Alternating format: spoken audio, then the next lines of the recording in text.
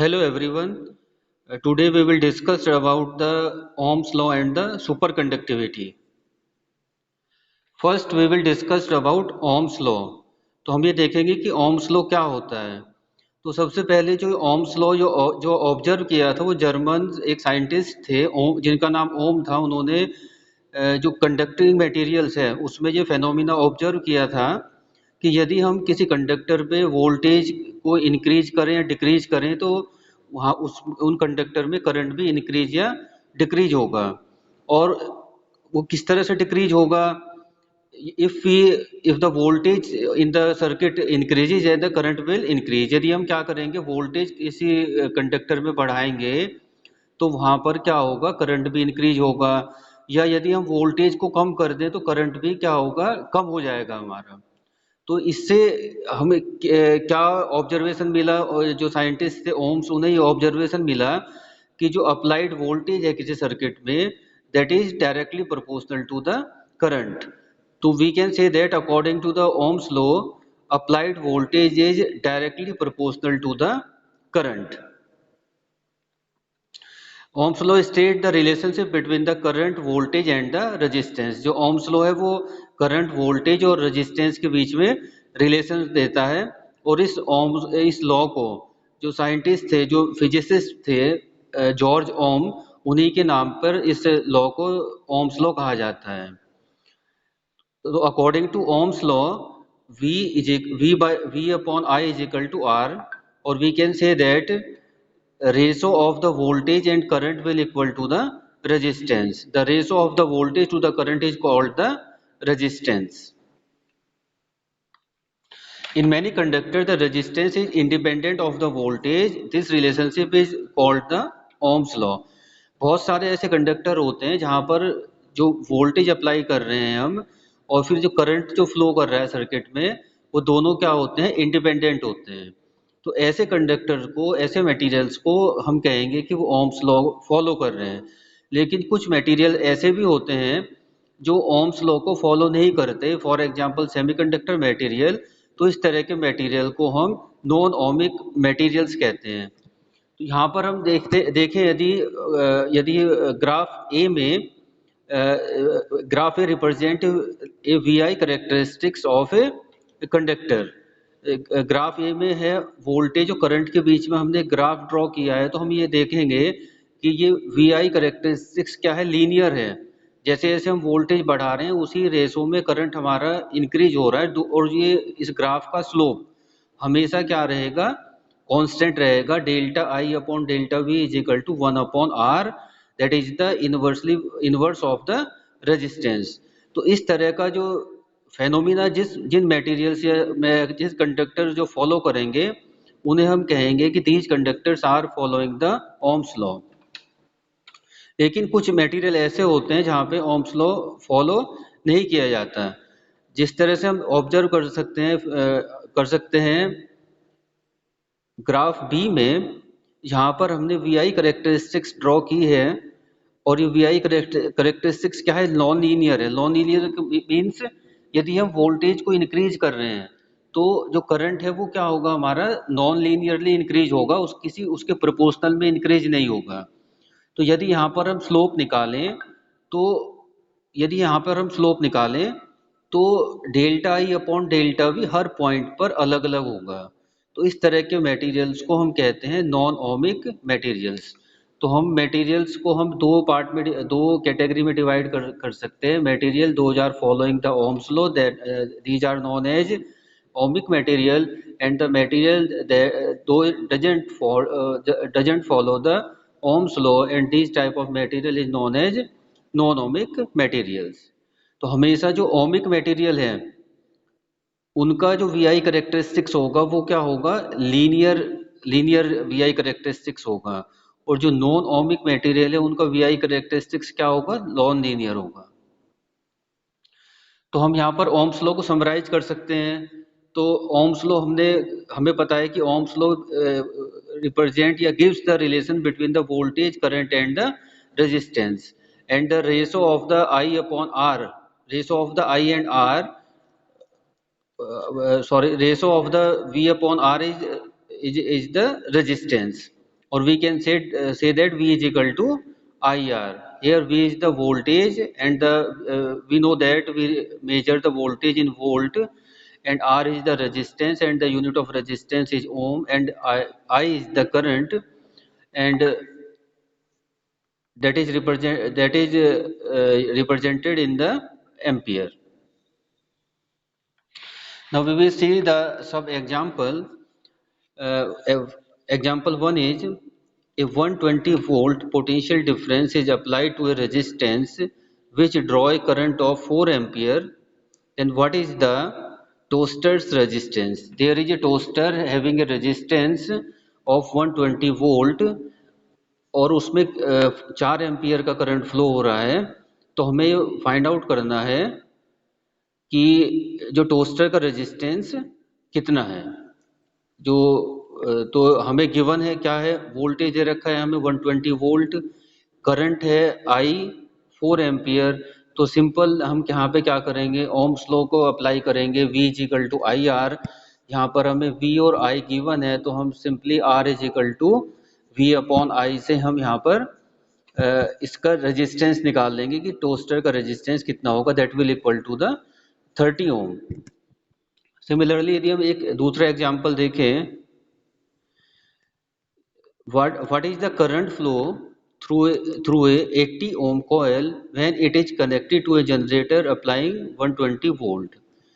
यहाँ पर क्या है कि कोई एक कॉयल है जिसका रेजिस्टेंस 80 ओम है, और वो किसी जनरेटर से कनेक्ट है, और उसका जनरेटर की वोल्टेज जो प्रोवाइड करा रहा है वो 120 वोल्ट है।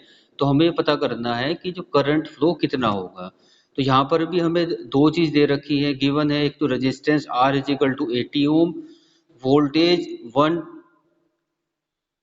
Is 120 volt. तो यहाँ पर हम सिंपली निकाल सकते हैं current is equal to I is equal to V upon R, that is 1.5 ampere. तो इस तरह से हम क्या कर सकते हैं, ओम्स लॉ पे बेस्ड जो हमारे न्यूमेरिकल एग्जांपल्स हैं वो हम कर सकते हैं। इसमें आपके तीन यहाँ पर अननोन वैल्यूज हैं, वोल्टेज, करंट और रेजिस्टेंस।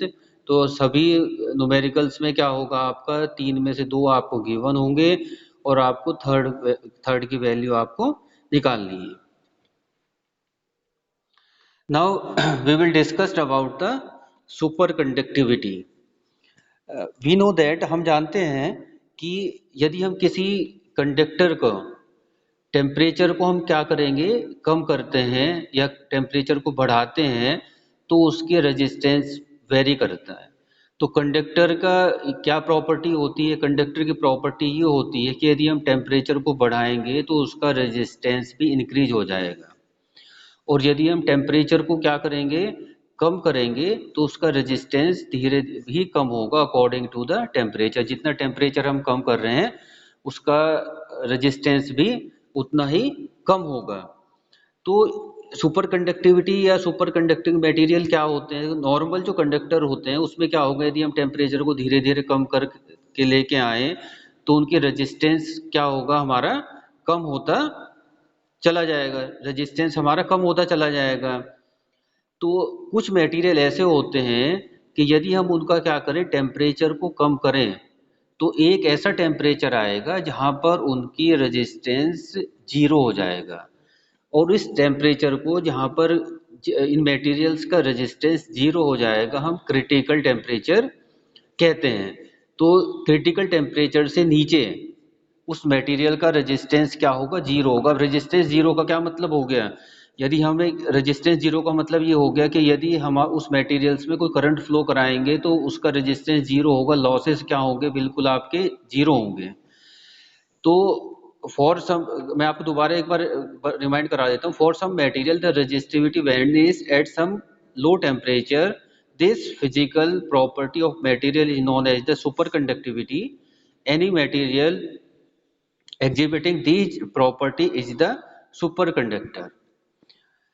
तो नॉर्मली क्या होगा हमारा, जो यदि हम इन सुपर कंडक्टिंग मटेरियल्स का हम टेम्परेचर कम करेंगे तो एक क्रिटिकल टेम्परेचर होगा हर मटेरियल का, जो सुपर कंडक्टिंग मटेरियल है उनका क्रिटिकल टेम्परेचर क्या होगा, वेरी करेगा, लेकिन वो टेम्परेचर बहुत कम होगा, वो आपका एब्सोल्यूट जीरो के आसपास होगा। एब्सोल्यूट जीरो का मतलब 0 डिग्री केल्विन या -273 डिग्री सेंटीग्रेड, बहुत ही आपको फ्रीजिंग पॉइंट, बहुत ही कम टेम्परेचर पे क्या होगा, ये फेनोमिना ऑब्जर्व किया जाता है। और जो मटेरियल ये फेनोमिना शो करते हैं उन मटेरियल को हम सुपर कंडक्टर कहते हैं। Superconductivity is the ability of the certain material to conduct the electric current with no resistance। तो सुपर कंडक्टिंग मटेरियल वो होंगे जिनमें ये एबिलिटी होगी कि उनके अंदर हम क्या कर सकते हैं, करंट फ्लो करा सकते हैं, और उनका रेजिस्टेंस क्या होगा, हमारा जीरो होगा। इसका मतलब क्या हो गया, we can transmit the energy without any loss. किसी लॉस के हम क्या कर सकते हैं, एनर्जी को एक जगह से दूसरे जगह पे हम ट्रांसमिट कर सकते हैं। तो ये सुपर कंडक्टिविटी का फेनोमिना डच फिजिसिस्ट ऑनसिस ने ऑब्जर्व किया था कि यदि उन्होंने किस पे किया था, ये मरकरी पे किया था। उन्होंने ऑब्जर्व किया कि यदि मरकरी का टेम्परेचर 4.2 केल्विन के से नीचे चला जाए तो उसका रेजिस्टेंस जीरो हो जाता है, और उन्होंने इस फेनोमिना को सुपर कंडक्टिविटी फेनोमिना का नाम दिया। क्योंकि टेम्परेचर यदि हमारा क्या होगा, रेजिस्टेंस जीरो होगा, इसका मतलब हमें पता है कि रेजिस्टेंस और कंडक्टिविटी एक दूसरे के क्या होते हैं, इनवर्सली प्रोपोर्शनल होते हैं। यदि हमारा रेजिस्टेंस कम हो रहा है तो कंडक्टिविटी हमारी बढ़ेगी और लॉसेस हमारे क्या होंगे, कम होंगे। तो यदि हमारा रेजिस्टेंस जीरो हो गया तो इस फेनोमिना को हमने कहते हैं सुपर कंडक्टर बन गया वो, कि उसकी कंडक्टिविटी क्या हो गया, बहुत ज़्यादा होगी। कंडक्टिविटी आइडियली क्या हो गया, resistance is zero, conductivity is infinite, we can transmit the signal or a power with no loss। तो यहाँ पर हम इस ग्राफ में ऑब्जर्व कर सकते हैं, यहाँ पर हमें दो ग्राफ हमने हैं, और ये ग्राफ टेम्परेचर और रेजिस्टेंस के बीच में है। तो सबसे अब यदि हम अपर ग्राफ को देखें, जहाँ पर नॉन सुपर कंडक्टिव मटेरियल्स का जो ग्राफ है, तो वहाँ पे यदि हम ऑब्जर्व करें कि यदि हम टेम्परेचर 0 डिग्री केल्विन से हम इंक्रीज कराते हैं तो उसके रेजिस्टेंस ग्रेजुअली धीरे धीरे बढ़ रहा है। जैसे जैसे हम टेम्परेचर बढ़ाएंगे तो रेजिस्टेंस उसका क्या है, हमारा धीरे धीरे बढ़ रहा है। तो इस तरह के मटेरियल को हम क्या कहते हैं, नॉन सुपर कंडक्टिंग मटेरियल हो गए हमारे। जैसे बहुत सारे कॉपर, एल्यूमिनियम, ये आपके क्या है, आपके नॉन सुपर कंडक्टिंग मटेरियल है। यदि हम लोअर ग्राफ में देखें तो वहाँ पे हम ये देख रहे हैं कि यदि हम राइट हैंड साइड से चलें, अपर पार्ट से चलें, वहाँ पर टेम्परेचर सबसे ज़्यादा है। और यदि हम टेम्परेचर को कम करते चले जाएं, यदि हम एक्स एक्सिस के राइट साइड से लेफ्ट हैंड जीरो एक्सिस की तरफ जाएं, तो टेम्परेचर धीरे धीरे हमारा कम हो रहा है। और टेम्परेचर जैसे ये कम हो रहा है तो ग्राफ का स्लोप भी क्या है, हमारा कम हो रहा है। ग्राफ भी हमारा क्या है, नीचे की तरफ आ रहा है। इसका मतलब जैसे हम टेम्परेचर को रिड्यूस कर रहे हैं तो इन मटेरियल्स का रेजिस्टेंस भी क्या हो रहा है, हमारा कम हो रहा है।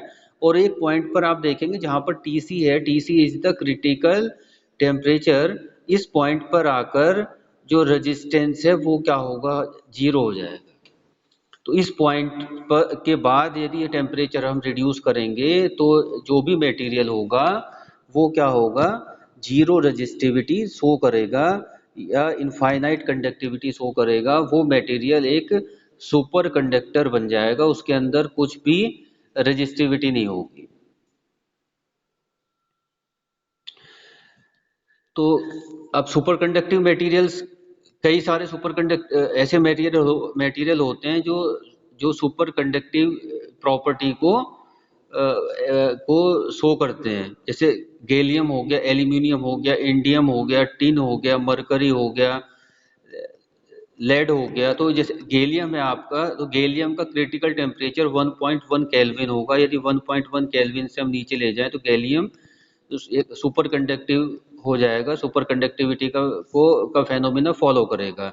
एल्यूमिनियम का टेम्परेचर यदि हम 1.2 केल्विन से नीचे कर दें तो उसका भी रेजिस्टेंस जीरो हो जाएगा। इंडियम में 3.4 केल्विन से, टिन में 3.7 केल्विन से नीचे आ जाए यदि हम, मरकरी में 4.2 केल्विन, लेड में 7.9 केल्विन, निबोयम में 9.3 केल्विन। तो ये हर मटेरियल का क्रिटिकल टेम्परेचर अलग अलग होगा। अब हम देखते हैं कि advantage, what are the advantage of the super conductor. तो सबसे बड़ी एडवांटेज तो क्या होगा, यदि उसका रेजिस्टेंस जीरो होगा तो वहाँ पे क्या होगा, पावर डिसिपेशन नहीं होगा। यदि हम सुपर कंडक्टिव मटेरियल्स को यूज कर कर कोई डिवाइस बनाएंगे तो उसके अंदर लो पावर डिसिपेशन होगा, कोई भी पावर का लॉस नहीं होगा। हाई स्पीड ऑपरेशन होगा, जो स्पीड होगा वो क्या होगा, आपका हाई स्पीड हो जाएगा, क्योंकि रजिस्टिविटी है ही नहीं उस कंडक्टर के अंदर, रजिस्टिविटी है ही नहीं, कोई अपोजिशन हो ही नहीं रहा वहाँ पे। और हाई सेंसिटिविटी होगी, तो जो डिवाइस होगी वो क्या होंगे, will be the high sensitivity device. लेकिन साथ में सुपर कंडक्टिंग मटेरियल्स की कई सारी लिमिटेशंस होती हैं। सबसे बड़ी लिमिटेशंस क्या है उसका, टेम्परेचर फैक्टर। क्योंकि अब टेम्परेचर क्या है हमारा, बहुत कम है, माइनस में जा रहा है हमारा टेम्परेचर। तो उस टेम्परेचर को हमें क्या करना है, यदि हम सुपर कंडक्टिव मटेरियल को यूज कर कर कोई डिवाइस बना रहे हैं तो उस डिवाइस का के आसपास है, उस डिवाइस का टेम्परेचर हमेशा क्रिटिकल टेम्परेचर से नीचे होना चाहिए। The most obvious limitation is the temperature factor. A superconductor's temperature must be kept constant at level its critical temperature in order it to function properly with no resistance। तो इसमें इसका temperature को maintain करने के लिए हमें बहुत सारी क्या होगा, हमारी एनर्जी की ज़रूरत पड़ती है, रेफ्रिजरेटर यूज करना पड़ता है हमें। तो और उससे क्या होगा, ये हमारा जो सिस्टम बनेगा, जो डिवाइस बनेगा, उसे यूज करना बहुत एक्सपेंसिव हो जाएगा।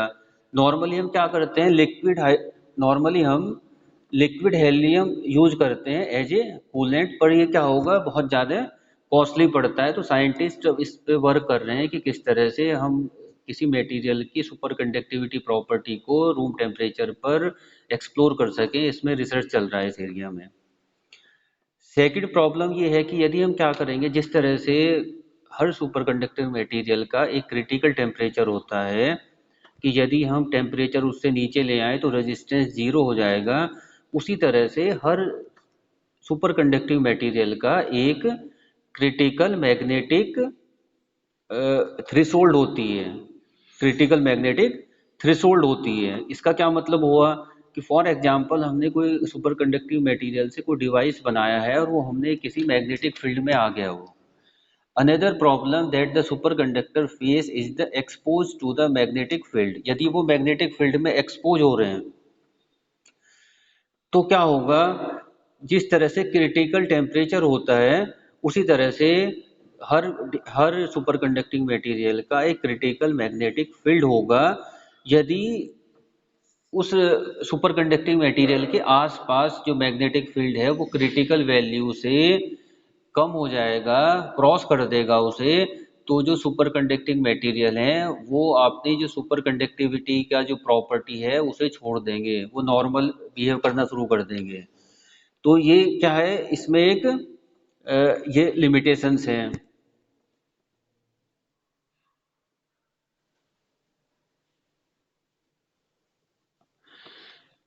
अब हम देखते हैं एप्लीकेशंस क्या क्या हैं, सुपर कंडक्टिंग जो मटेरियल है उनके एप्लीकेशन क्या क्या हैं। अब सुपर कंडक्टिंग मटेरियल्स को नॉर्मली हमें पता है कि भाई लो पावर डिसिपेशन होगा, हाई स्पीड होगा, मोर सेंसिटिव डिवाइस हम बना सकते हैं इससे। तो कहाँ कहाँ पर यूज कर सकते हैं, इन्हें हम यूज कर सकते हैं मेडिकल इमेजिंग डिवाइसेस में, फॉर एग्जांपल एमआरआई में, मैग्नेटिक फील्ड स्टोरेज का सिस्टम है वहाँ पर यूज कर सकते हैं। या हमें मैग्नेटिक फील्ड वोल्टेज या करंट करना है, बहुत सेंसिटिव जो डिवाइस बनाने हैं to measure the magnetic field voltage and current, तो वहां पर हम क्या कर सकते हैं, सुपर कंडक्टिंग मटेरियल हम यूज कर सकते हैं।